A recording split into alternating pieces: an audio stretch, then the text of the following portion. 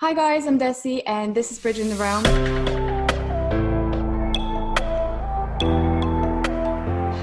Today I have a very special guest with me who I've wanted to interview for such a long time, and I'm really happy that she can join us today.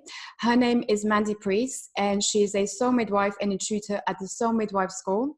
In 2013, Mandy initiated a volunteer bedside companion scheme at the Macmillan Caring Locally, an NHS palliative care unit in Dorset, teaching volunteers how to support people at the end of life and how to sit with those who are dying alone. In 2017, her training was awarded the Princess Royal Training Award for Best Practice, since which Mandy also initiated the Being Rock program, a listening training developed for professionals. In 2019, she was named NHS Unsung Hero Award Volunteer of the Year and is now part of the Helpforce Steering Group introducing volunteer roles within the NHS. Mandy, thank you so much for being with us today. Welcome to Bridging the Realm. Oh, thank you. Thank you so much for asking me. It's a real pleasure to be here. Oh, but yeah, like I said, I've been waiting for a long time to interview, and having attended one of your talks previously, I was just absolutely astonished at the important information that you shared with everyone, and just the importance of just being with people who are dying and making this whole process a lot easier than it normally is, especially in our Western society. So should we start off with what actually is a soul midwife? Because I think that's quite a new term that a lot of people might not be familiar with.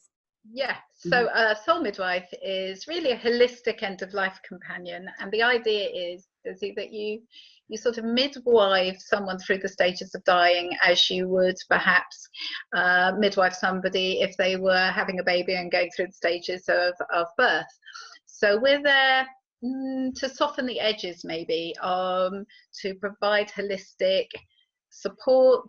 I think very much I like the word serving. We're there to serve. We call the people we work with our friends, serve our friends, and to be that neutral person in the room who's not sort of family and not medical, but actually is able to assist somebody spiritually, holistically, therapeutically, and just be another person that they can rely on during that journey. Yeah, that explains it. And in your opinion, and from everything that you've seen, why is it important that we have a soul midwife today, especially within our society? What are the main problems that it kind of confronts? I mean, I think the problem with the way society is now, which is nobody's fault, but one of the biggest issues is that we all live very separate from our families, most of us now. You know, we would have grown up in a village and we'd all been in that village, but nowadays we live vast distances sometimes from our families. So that can mean that there isn't the immediate family support that people need when they're given a terminal diagnosis.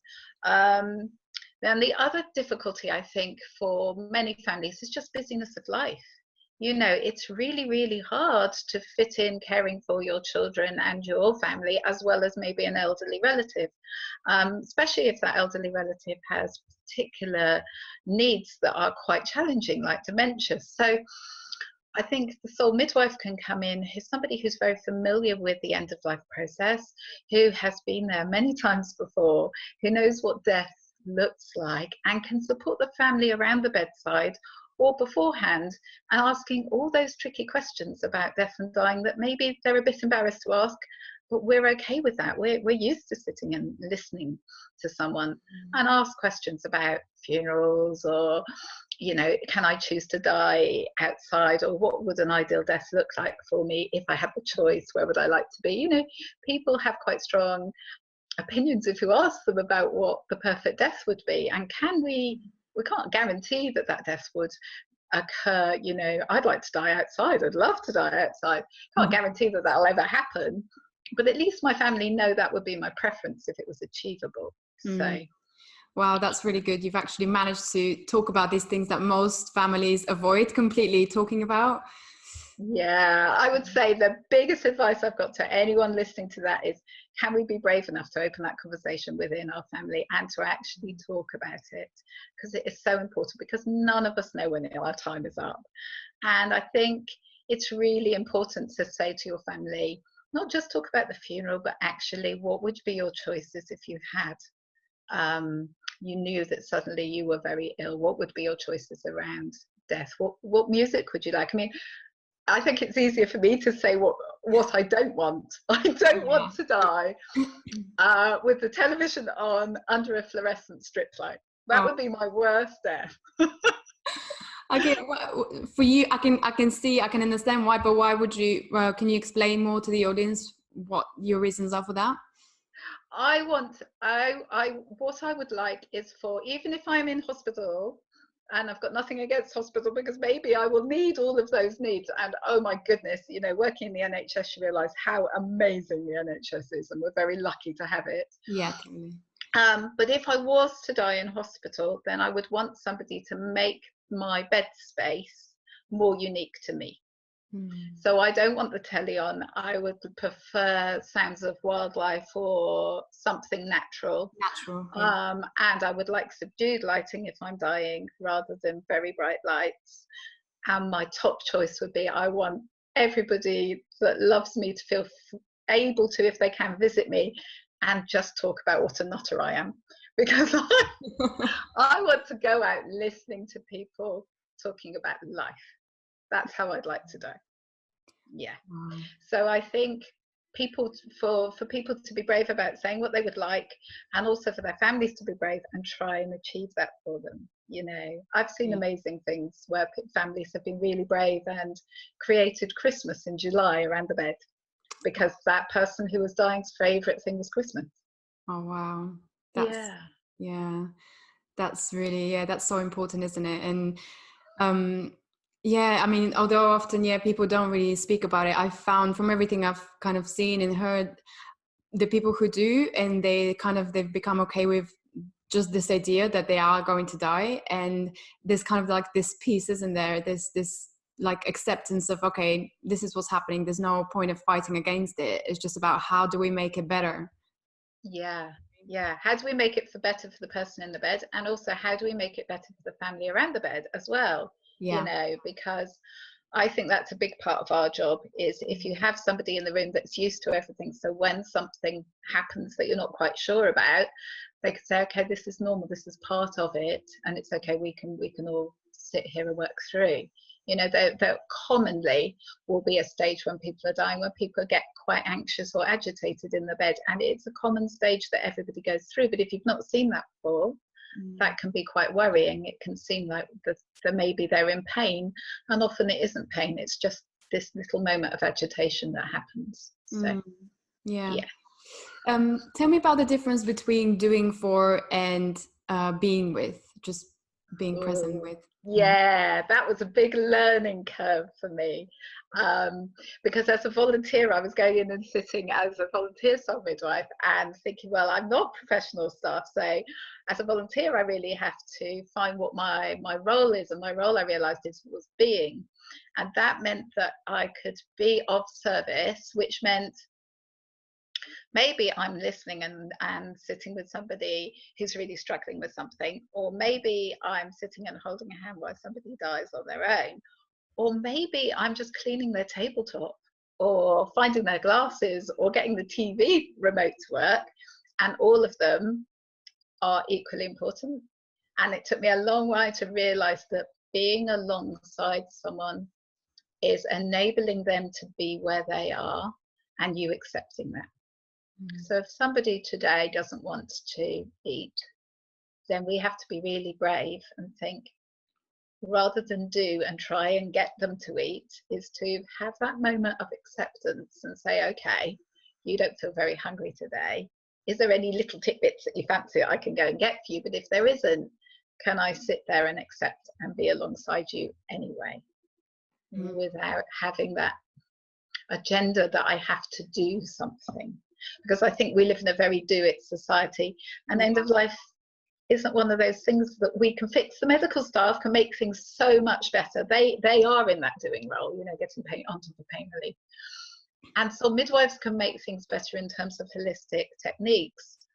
But at the end of the day, I say to families, can you be alongside? Can you support them where they are? That's the greatest gift. And it makes it actually much easier for everyone. You know, don't go into it with an agenda. because Yeah. it makes it so much harder. Because then as family, if you think I'm going to do this and they'll be okay, and then that doesn't happen, it's devastating for you, you Yeah. know. Yeah, because you feel so powerless, don't you? And you feel like there's just nothing you can do to make them feel better. But actually there is, and what you guys are doing just proves that, and it's just as important. And I never really this listening part of things, I never really thought about it so much, but just this being present with them and literally not doing anything, just completely being present with them. Because what have you noticed from obviously you've been with people at the end of their life for so many hours and so many times, is there a noticeable difference when they know that there is a person next to them, even if they're kind of unconscious? Can you see there's a sort of a difference? Yeah, I think you can. And it's very important with my role that I ask permission to be there, because some people will choose to die on their own, and you know, they don't want anyone with them, including a very well-meaning volunteer. So you know, but a very good example is somebody I sat with recently. He's on his own, and what I did was I put my hand next to his hand like this, and I said, there's a hand there if you want it. So I just touched anything, and he instantly went like that and grabbed my hand. Now he's unconscious, you know? So I think, yeah, there is a great gift in being there, because if somebody is feeling anxious, even in an unconscious state, or it's just that connection, that human touch, and obviously really, really mindful of permission and human touch. But to offer that to your family is huge, and that can be enough. You know, absolutely can be enough. Totally. Yeah. And then that presence, I think presence is a gift that we have forgotten how important it is. And just knowing somebody's pottering around the room, even if they are, you know, just tidying up and stuff and chatting to you. I always chat very gently and softly to the people as I arrive and to the people as I go. And if I'm there a long time, I'll break it up and tell them what the weather's doing and what day it is, because I think there is a very gentle connection that people need. And then when it's right near the end, obviously we're going to hold that as a very sacred moment. But up to that, I think it's nice that there's a little, they can still dip in, and hearing is absolutely the last thing to go. So it's very important that they know somebody's there with them. Totally. Just having that presence. And what are some of the biggest things that you've learned from, you said that a lot of the lessons that you learned on your job transpired into your life as well. So what are some of those things that you learned? Biggest lessons? Certainly to greet somebody where they are and not where we want them to be. That's probably my biggest lesson that I've learned. So can I greet I want to go out shopping and I've only got an hour to do it, and my son's lost a piece of Lego. Can I greet him where he is, which is a massive thing for him. I've had to transfer those skills, but at the end of life, I think it's really important. Can we greet someone where they are? To become the observer of myself as well as the person I'm with. So quite often what I realized is I can't be present with somebody if I've got these sort of, I call them my gremlins kicking off, which might be I can fix this, or I can do this, or I could do that. I have to still all those and observe myself. Am I relaxed? Am I okay? Am I struggling? Because if I'm struggling, then maybe I should find somebody and somebody else come and sit, you know. So that self-observation, and that's come into the whole of my life, actually, beginning to observe, do I need a little bit of self-care? Do I need some time out for myself? And that's really important. So that self-care is like really just as important, isn't it? Because you're I guess the people can also feel your energy that you're giving out when you're with them in the room. So you don't want it to be you don't want to be being in a low space where you're just not really able to give anything of yourself anymore. And I realized that care is like a circular thing. So if I give an example from listening, I can't hear others if I'm not heard myself. I can't care for others unless I'm caring for myself. It's true. And my heart goes out to anybody who's listening to this who's caring for someone at the moment, because I cared for my mum and dad, and it is extremely hard, and it can feel very, very isolating and lonely if you're in that space.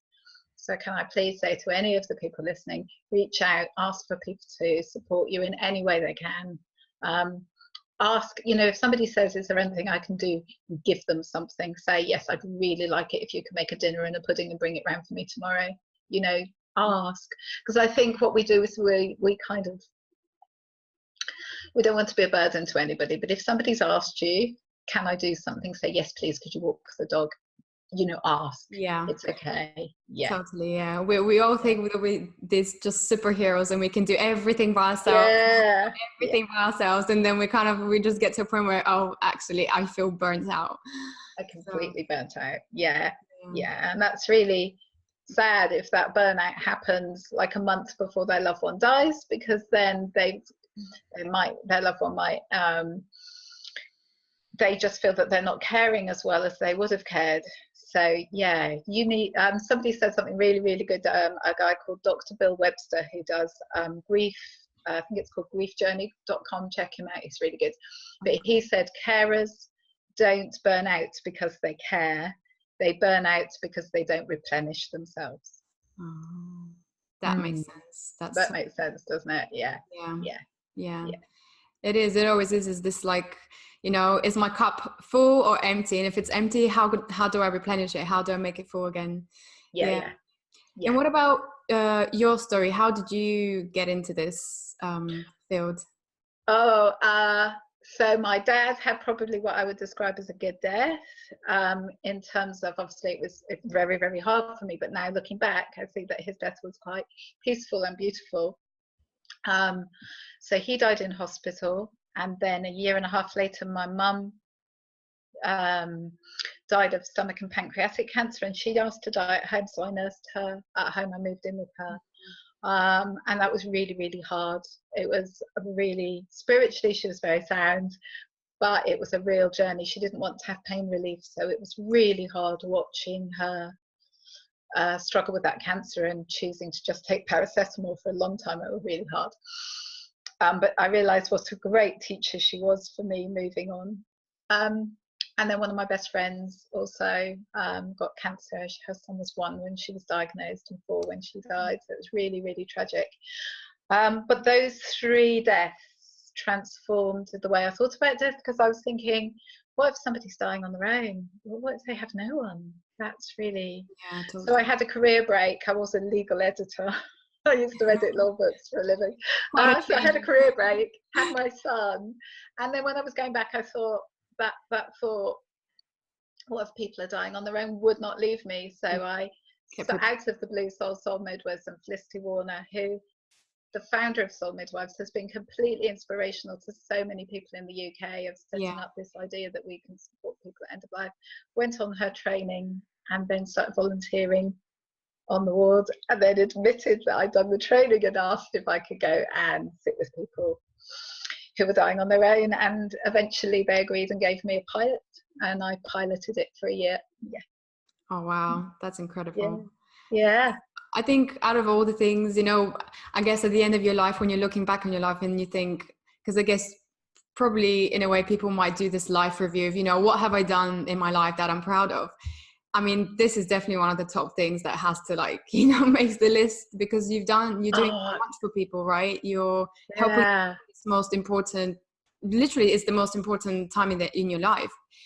But Desi, the thing is, which I didn't realize before I started, I did all the training and it was like, oh, I can help the dying, and then no, they're going to help me. They're going to teach me how not to have ego. They're going to humble me to a point that I've never been so humbled in my life, and teach me lessons about life that I never thought I'd have. So actually, you could say it's the thing I'm most proud of. I think, I think I'm most honoured is that I had all those. Every time I go in and sit with somebody, I learn something. They teach me about myself or about the world in general, or how we can all be better at the bedside. And then it goes in the training, A hospice nurse said to me the other day, she said, every day is a school day. And I was like, yeah, that's right. Every day is. Wow. Yeah. What are some of the most unforgettable, I mean, I'm sure they all are, but what's some of the key kind of moments that, or things that you learned from people who are dying? I've got some favourite quotes. So one lady said to me, I said, "Oh, what's your wisdom about life?" And she said, "Go home." Can I swear? I can't swear. No, go home. I won't repeat what she said. Go home. It was her. Forget. She didn't say forget, but forget the housework. Play with your child. So that was a real. Mm-hmm. Yeah. Another lady said, "Could you go home for me and dance? Because my legs don't work anymore, and it would give me so much joy to know somebody's dancing tonight for me." Oh. Wow. And one of my favourite ones from a motor neuron patient, she said to me, "Mandy, what are you waiting for? Go home and live. Really live. Don't wait." And I think, okay. And this is the gift, Desi, of being with people at end of life. I'm not saying that it's not really, really sad, but there is joy there too. And there are lessons if we're willing to look for the rest of our lives. Yeah. And it is an absolute honour to be with people. Wow, that's just so beautiful. It's just these little phrases, these small pieces of wisdom that just really hit you, you know, where like in the heart, and you just kind of, I guess you just realize within that moment what's really important in life and what's not. Yeah, you know, nobody ever says to me when they're dying, "Oh, I've got a really nice house or a really nice car." They don't talk about that stuff. They talk about really special moments with their family, or the moments they're most proud of, or their wisdom. I love it when I say to people, "Oh, go on," they say, "Oh, I don't know what to talk about." And I say, "Oh, tell me a bit of wisdom." Oh my gosh, I've had like master classes on parenting, on cooking. That's brilliant. Like, Yeah, it's a really lifetime good. a lifetime of experiences. What else do you need? Yeah. And also, even the people who've been dying, who've been really young, have taught me huge wisdoms. Like one guy said to me, "I've been laying here thinking how lucky I am." So he's very near the end of his life, and he's 30. And you know, you wouldn't normally describe that as lucky, would you, in any sense? Exactly. And I said, "Okay." And he said, "Yeah, I've been laying here thinking, my wife is really hot." And he said, "She's my wife." And he said, "I have the most beautiful daughter, and today I've not been in pain, and you've come and brought me popcorn." He liked popcorn. And that's what I mean about humbling and remembering to be really grateful for what we do have, you know. And for him to have a beautiful daughter and a hot wife, and not be in pain, he realized how blessed he was, even though he was dying. Yeah. Wow. I mean, you go home and you think, as Brits, we moan about the weather, you know, it's like, All why? the time. All the time. Yeah. Wow. No, it really does put things into perspective, and it just makes you think, wow, I guess it's about being present, isn't it? Being in the present moment and enjoying what you have in life, and that you're even alive still, and that you can experience all that everything is. Yeah. So why do you think people have this need to share? Because from all of your stories, it seems like a lot of people do share quite very intimate parts in their life that sometimes they haven't even shared with anyone else. What do you think is about sort of this moment that they have the need to? I think subconsciously people know that their time is coming to a close. And sometimes I think there's a big need within all of us to be heard and witnessed and seen by somebody, and really seen by somebody. And, you know, people who have faith, their chaplain, their priest, those people will be probably quite held within their community and heard. But my worry is that most of us may not be in that moment. And I actually said to somebody the other day, she was telling me a very deep thing, and she said, "I don't want to," she was starting to edge towards telling me this big thing about her life, and she said, "I don't want to share it really, I want to keep it, because I feel embarrassed if I share it." And I said, "Well, maybe you could find someone that you really trust that you could share it with, rather than what I see happens is then people bottle all their things that are pressed on them during their life, and then they all come out like at the end of life, because at some point we need to sort of let them go somehow. It's almost like people have I don't want to take my baggage with me, I want to go light.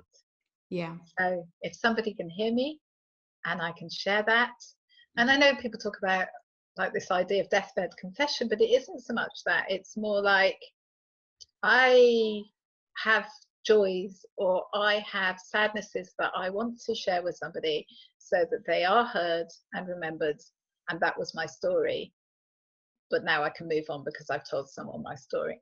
Yeah, totally. And I can see just I guess on an emotional and I guess from the spiritual perspective as well, you know, these emotions, they do weigh us down because they hold this heavy energy. So if that's all in your body, I can imagine why, you know, they feel uneasy to be able to leave, because this is still holding them back quite a lot. Yeah, and I don't think anybody plans it. I think it just naturally happens if they find someone that they feel safe enough to share, and quite often that'll be a stranger. And I think that's one of the things that I found quite difficult when I was caring for my mum, is I would hear my mum telling quite intimate things to one of the district nurses, and I was thinking, oh, she's not talking about that with me. But actually the reason she wasn't is because she was kind of protecting me from all of those emotional stuff that she wanted to share. And I think that would be the other advice I give to families, is quite often people at end of life will try and protect those they really love. And so they might choose to die when you're not in the room, though you'll have just popped out for a break, you know, and then they'll die. And it's all about love, it's all about protecting you. And so it's trying to see it through a different lens, you know. And again, I think it's not intentional. I think if I think about it honestly, if my son was holding my hand, it would be quite hard to leave him. But if he'd popped out for 5 minutes, as long as I know he's present around me, I could probably sneak off.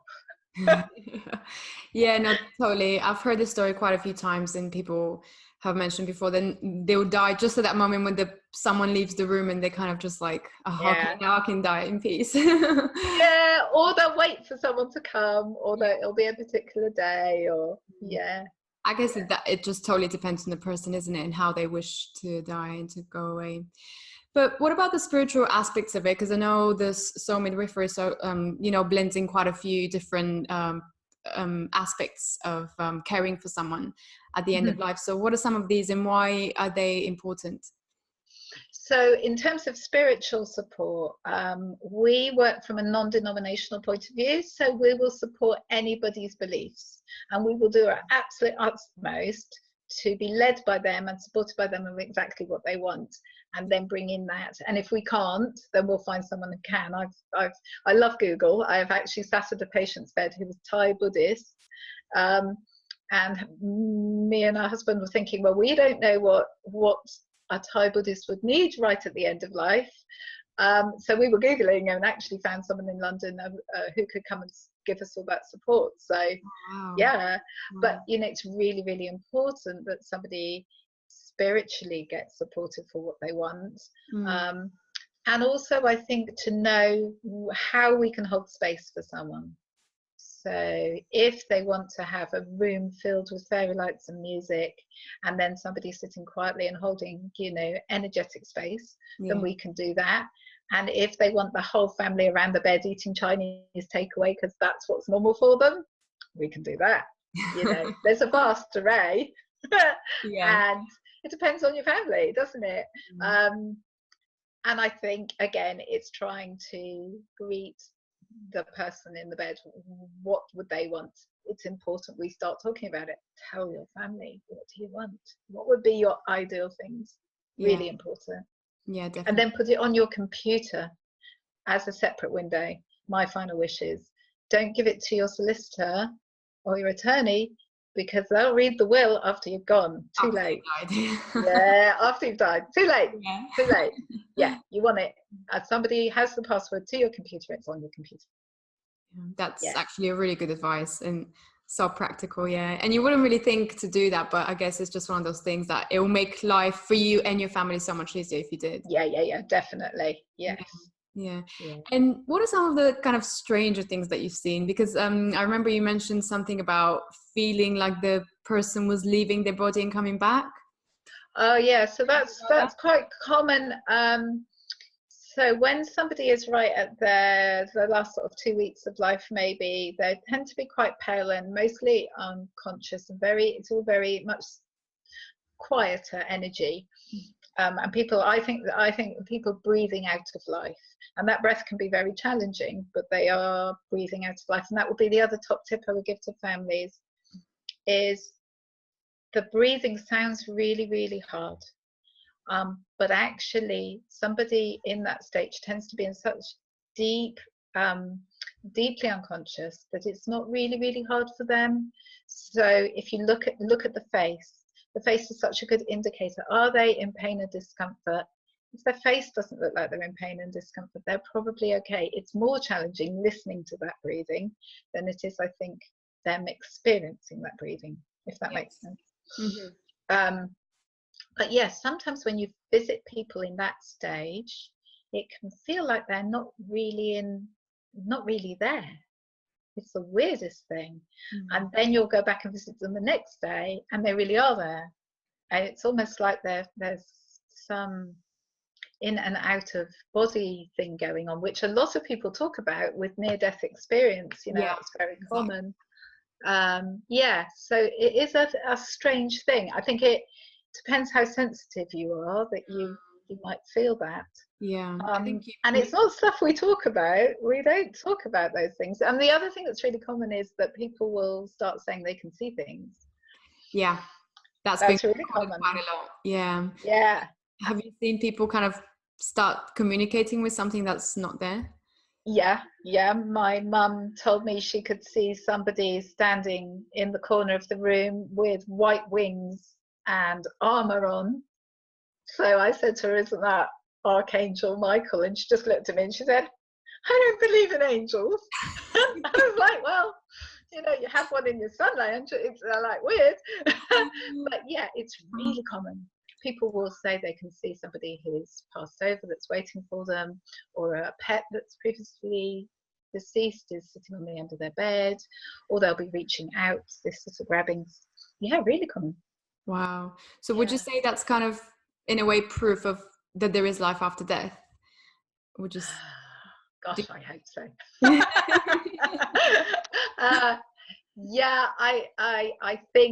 I think from a medical point of view, they would say that obviously, there is a certain amount of toxicity going on in the brain. From a spiritual point of view, I honestly, Desi, I've seen and witnessed so much beauty and so much tranquility and love around certain deaths, and so much. There's been a couple of people that have just literally just gone, and the whole room has been filled with love. That's the only way to describe it, love. That I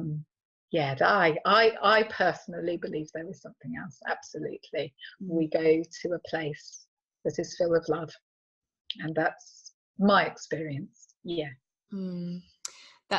And do you think that for anyone who does believe in that, have you seen, is it a little bit easier for them to kind of become okay with what's happening, or is it harder?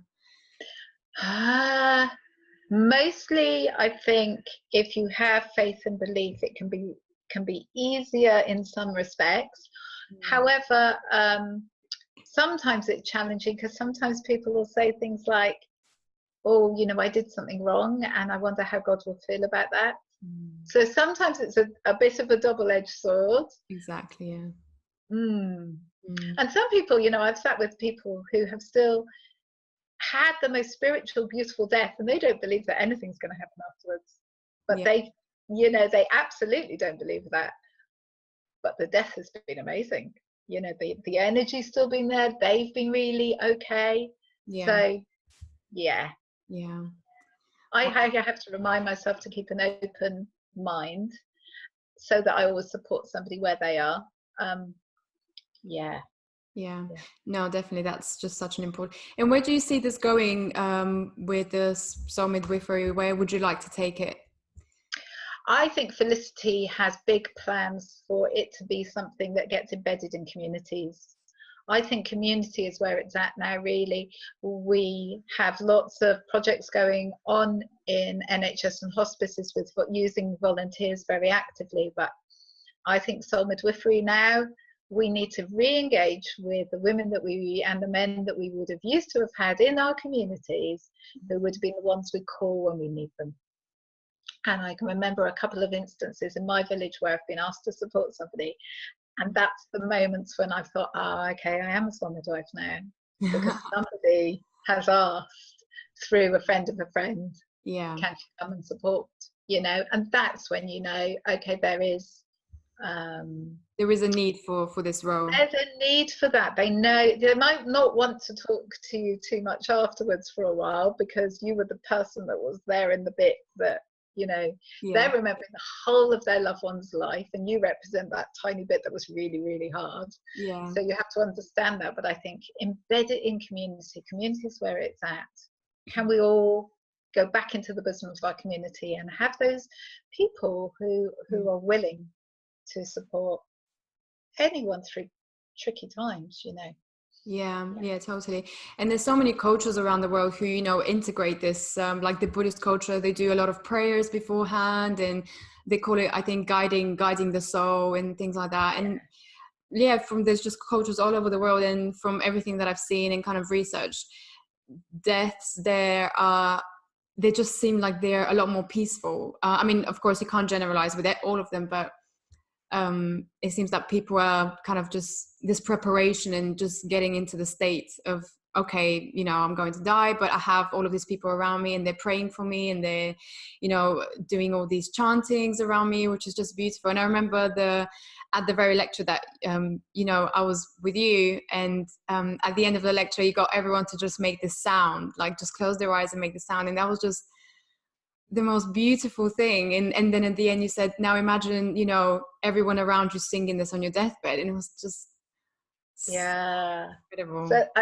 toning. So yeah, if anybody wants to look up, I'm sure there must be YouTube examples of toning. And Oh, is that what it's called, called toning? toning. Yeah, just tone around the bed, and then just let the voice come from your heart, and whatever sound you make is the right sound for that person. So yeah. Wow.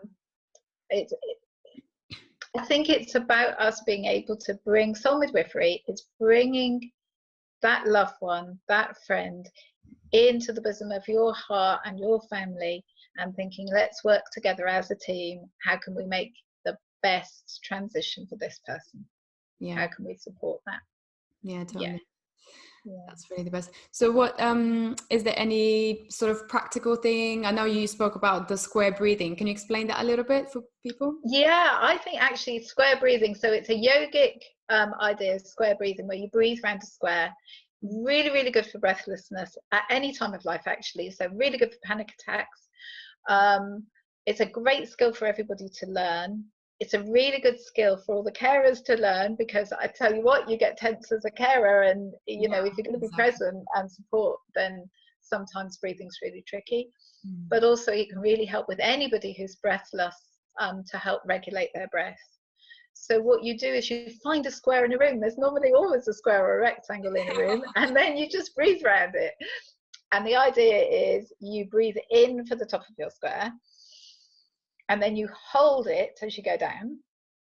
Then you breathe out for the bottom of your square. And then this is the tricky bit. You have to hold the out breath while you're going back up.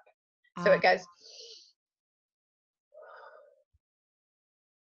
And then slow that breath down. So if you can do 4 seconds for each side of that square. And my other top tip in terms of breath is, if somebody's breathless, they can't take a good breath in if they're shallow breathing. So get them to sigh out first. So just like, or blow a candle out first, because that empties your lungs, and then you can take a good breath in. But when we're tense, we breathe very quickly and shallowly, and we're not taking in proper breath. Yeah. Yeah, exactly. Yeah. Oh wow, that's really helpful. And that you can just apply that to any situation, isn't it? Not just Yeah. And then it really, if somebody who's listening to that does get anxious or anxiety, the other thing with the square breath is you can color your square. So at night you can make a visual square and breathe around that at night when you're laying in bed if you're feeling anxious, and then color your square your favorite color. So mine's purple, and then I outline it as I breathe around it in gold. And there's my square, because what that does is, it's much more interesting than counting sheep, but you know, what's really good is you're getting your left and right hemispheres of your brain to focus on something, and that helps to move you away from anxiety. Yeah, it's very clever, that makes perfect very sense. simple. Yeah. Wow. Well, Mandy, thank you so much for your time. This was All right, you're welcome. talk. Is there any last words that you want to share with anyone? Do me a favor, everyone, and today do something for you that fills you with joy in life, because we're all very lucky to be here right now. Yeah, that would be it. That's a golden piece of advice. Yeah. We often forget. I promise to do it too. Yeah, exactly. I'm still work in progress, Desi. It's always like that. It's like we don't even take our own advice. No. But yeah, thank you so much again, Mandy, and yeah, have a great day. Thank you again for. Okay, thank you.